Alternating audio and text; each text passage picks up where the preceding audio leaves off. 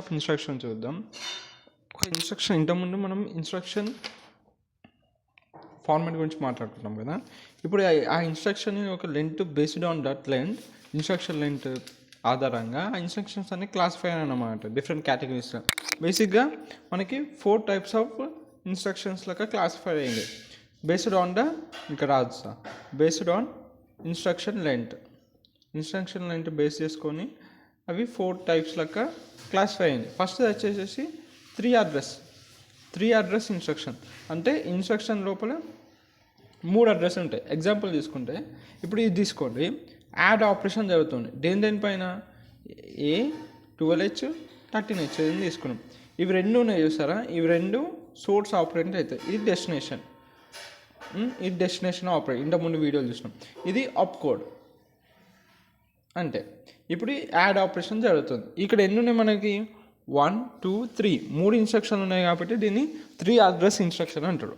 Second వచ్చేసి 2 address instruction అంటే ఆ ఇన్స్ట్రక్షన్ సెట్ లోపల 2 అడ్రసెసే ఉంటాయి. ఎగ్జాంపుల్ ఇంతకుముందు వీడియోలో మాట్లాడుకున్నట్టు మూవ్ లైక్ ఏ 14H అట్లా ఏదో ఉన్నాయి. ఇది మనది ఏమైపోతుంది, యాస్టిస్ అన్నిట్లో ఇది లాస్ట్ ఉన్నది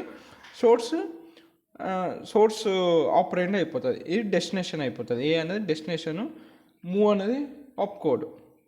ఓకే, అప్ కోడ్ అంటే నువ్వు ఏ ఆపరేషన్ చేయాలనుకుంటున్నావు ఆ ఇన్స్ట్రక్షన్తోని అని చెప్పేది అప్ కోడ్. ఇక్కడ మూవ్ అని చూస్తే ఇది అప్ కోడ్ కాబట్టి మూవ్ ఆపరేషన్ చేస్తున్నాం.